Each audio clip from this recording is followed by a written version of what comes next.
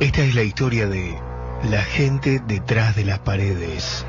El sótano del miedo o La gente detrás de las paredes es el título de una película de terror de 1991 dirigida por Wes Craven.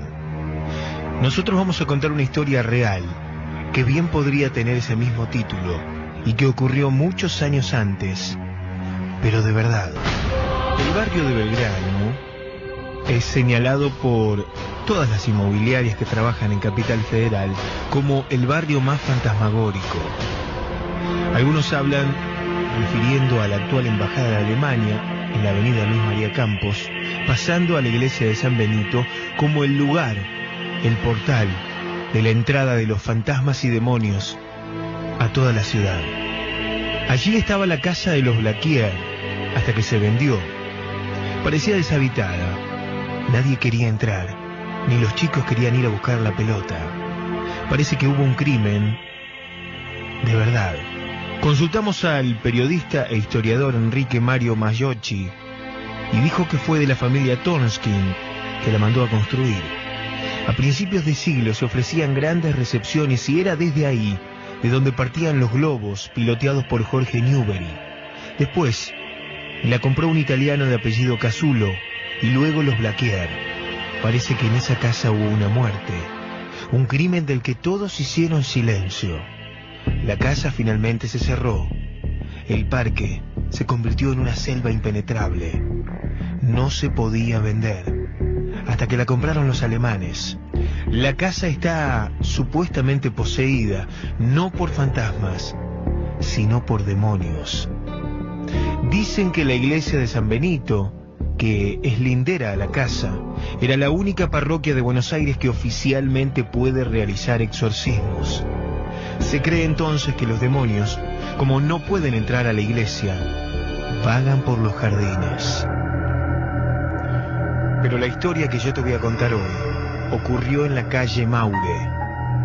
Por motivos que ustedes conocen, yo no voy a decir exactamente dónde está la casa, porque la casa todavía existe y está habitada. Maure, entre Avenida Luis María Campos y Avenida Cabildo, en esas cuadras que están en bajada, ocurrió la historia de hoy, la historia de La gente detrás de las paredes. 1964, caserón grande, y la historia de Tomás, un chico de 8 años, único hijo y único nieto de Amanda, una mujer de 79 años, viuda, muy solitaria, que pasaba horas y horas cuidando a su único nieto.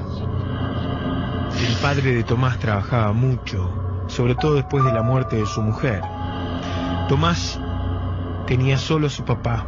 Su mamá había muerto en el parto y nunca la conoció. Su abuela, Amanda, era como su mamá. Tomás vivía en la casa de Amanda, en ese caserón de 2 plantas ubicado en la calle Maure. Desde muy chiquito experimentó sucesos paranormales en esa casa. El primero fue incluso cuando era más chico.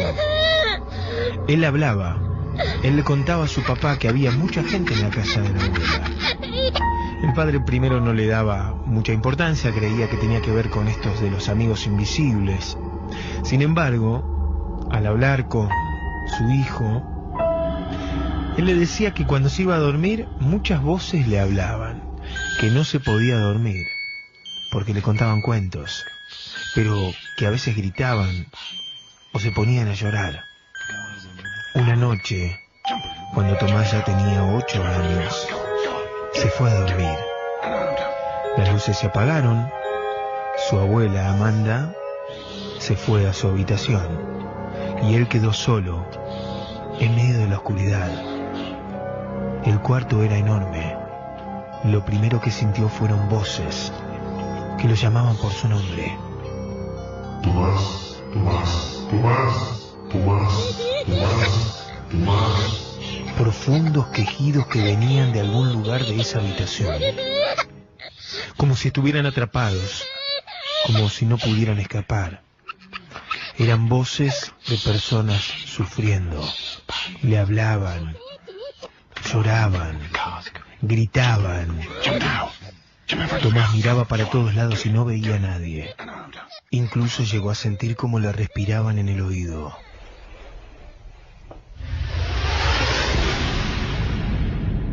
El segundo suceso paranormal fue cuando Tomás cumplió 10 años. Su abuela, Amanda, le había presentado a un novio que duró poco, según ella, porque no eran el uno para el otro. En esa época todavía se estilaba esto de la media naranja, pero como Amanda, la abuela de Tomás, era una mujer bien, que tenía mucho dinero, tenía muy poca paciencia. Por lo tanto, ni siquiera pudo encariñarse Tomás con ese hombre que era la nueva pareja de la abuela, porque no tuvo tiempo. La noche en que la abuela se separó de ese novio, Tomás se fue a dormir. Frente a su cama había un gran espejo, antiguo, de puntas redondeadas, que ocupaba desde el techo hasta el piso. Tomás siempre se miraba en ese espejo, pero esa noche vio algo más. Se había quedado dormido. En su sueño lo despertó el zumbido de un insecto que aparentemente estaba en la habitación. Zumbido molesto, zumbido terrible, un zumbido oscuro.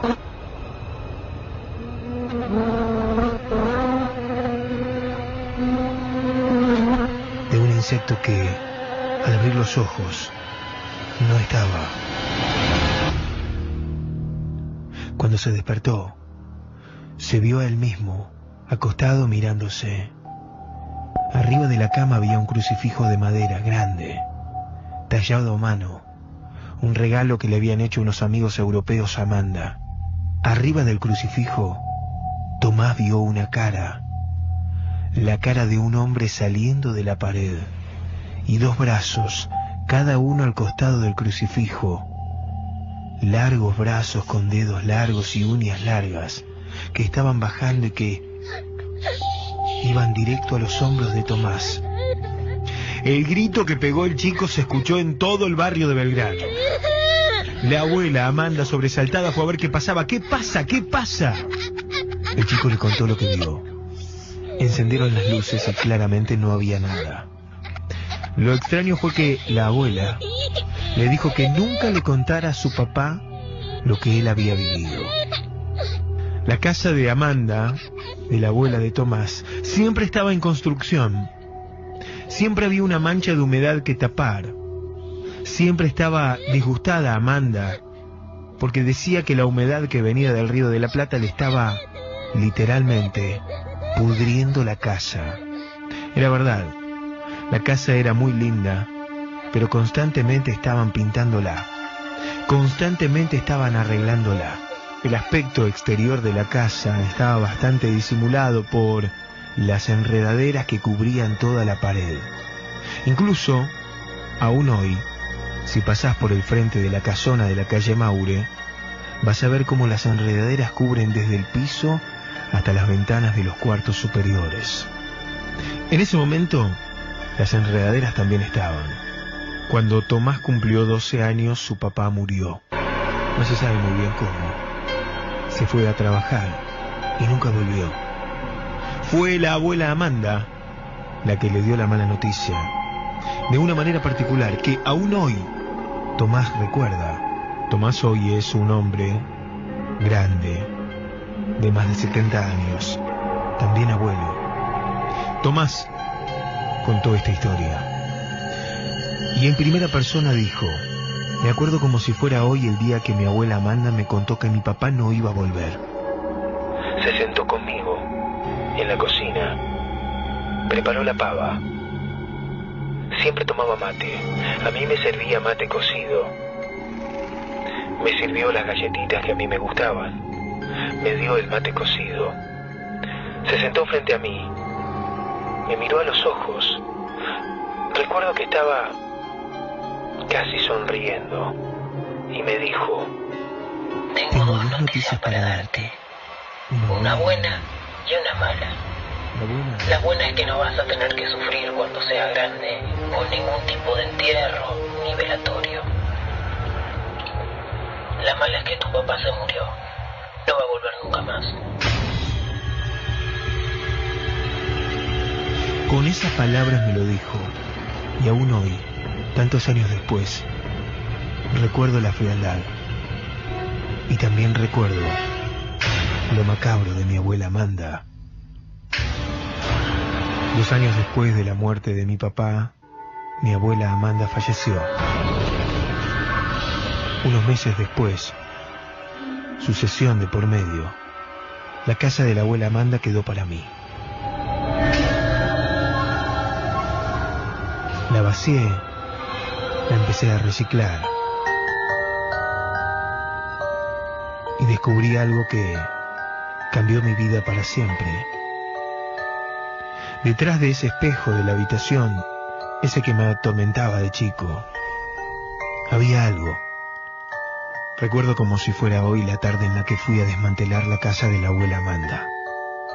Cuando quitamos el espejo, la pared tenía algo extraño, descascarada, con mucho enduido, como si alguien quisiera tapar algo. Inmediatamente empezamos a romper esa pared y descubrimos la historia secreta de nuestra abuela Amanda. Un esqueleto humano, un cuerpo que tenía muchos años de estar encerrado en el concreto. Pero no fue el único. Detrás de las enredaderas del frente de la casa, la pared también escondía cuerpos. Cuerpos de exparejas de mi abuela Amanda. Parejas adineradas a las que ella había matado y había escondido sus cuerpos en esas refacciones constantes. Se cree que uno de los maestros mayores de obra fue cómplice de mi abuela Amanda y le ayudó a esconder los cuerpos y se repartieran el dinero. Lo más escalofriante fue que detrás de las paredes de la casa de mi abuela Amanda había 2 cuerpos. El cuerpo de la madre de Tomás, que no había muerto en el parto como le hicieron creer, y el cuerpo de su papá, que no había tenido ningún accidente.